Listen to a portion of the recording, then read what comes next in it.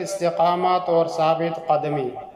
طاغوتی قوتوں کے مقابلے میں اہل ایمان کی استقامت، عزیمت اور ثابت قدمی کے چند واقعات ملاحظہ فرمائیں۔ نمبر 1، حضرت بلال رضی اللہ عنہ امیہ بن خلف کے غلام تھے۔ جب دوپہر کی گرمی شباب پر ہوتی تو مکہ کے پتھریلے کنکروں پر لٹا کر سینے پر بھاری پتھر رکھ کر کہتا، خدا کی قسم تو اسی طرح پڑا رہے گا یہاں تک کہ مر جائے یا محمد صلی اللہ علیہ وسلم کے ساتھ کفر کرے۔ حضرت بلال رضی اللہ عنہ اس حالت میں بھی یہی فرماتے، احد احد، اللہ تعالیٰ ایک ہے، اللہ تعالیٰ ایک ہے۔ نمبر 2، حضرت خباب بن عرت رضی اللہ عنہ ایک عورت کے غلام تھے۔ انہیں کئی بار دہتے انگاروں پر لٹا کر اوپر پتھر رکھ دیا گیا کہ اٹھ نہ سکیں، لیکن تسلیم اور رضا کا یہ پیکر اس جنونی ظلم و ستم کے باوجود اپنے دین و ایمان پر قائم رہا۔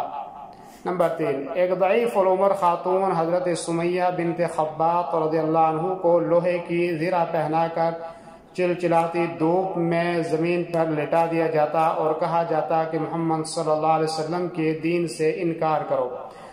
حضرت سمیہ ظلم و ستم کے نتیجے میں اپنی جان آفرینی کے سپرد کر دی، لیکن راہ حق سے لمحہ بھر کے لیے ہٹنا گوارا نہیں کیا۔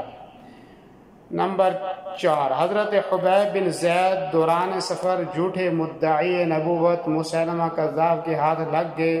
مسیلمہ کذاب صحابی رسول حضرت حبیب رضی اللہ عنہ کا ایک ایک عضو کاٹتا جاتا اور کہتا کہ مجھے رسول مانو۔ حضرت حبیب رضی اللہ عنہ انکار کرتے جاتے، اس طرح سارے بدن کے ٹکڑے ٹکڑے ہو گئے، لیکن وہ پیکر صبر و استقامت اپنے ایمان پر پہاڑ کسی مضبوطی کے ساتھ جمے رہے۔ تاریخ اسلام کے چند واقعات محض مثال کے طور پر پیش کیے گئے ہیں، ورنہ حقیقت یہ ہے کہ تاریخ اسلام کا کوئی دور ایسے واقعات سے خالی نہیں رہا ہے۔